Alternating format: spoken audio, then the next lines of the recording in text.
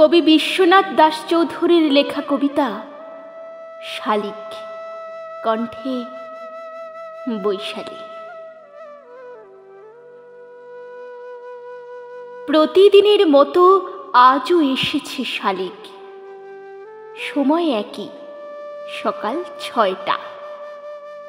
ঠোকাঠুকি আর ডাকাডাকি, তারপর নিস্তব্ধতা খানিক। কার্নিশ বরাবর পায়চারি, উদ্বেগ দুই চোখে। বাইরে বইছে দমকা হাওয়া, তাই মাঝে মধ্যে ডানার ঝাপটানি। খিদের ছবি ফুটে উঠেছে তার ছোট্ট ওই মুখে। কোথায় গেলে সব? কেন এই নিস্তব্ধতা? এটাই যেন সে বলতে চাইছে, কিন্তু তার কথা শোনার যে কেউ নেই। যতই বেড়ে উঠুক তার মধ্যে ব্যাকুলতা। এইভাবেই কেটে যায় ঘন্টার পর ঘন্টা। মনে হচ্ছে যেন প্রকৃতিও বিরূপ।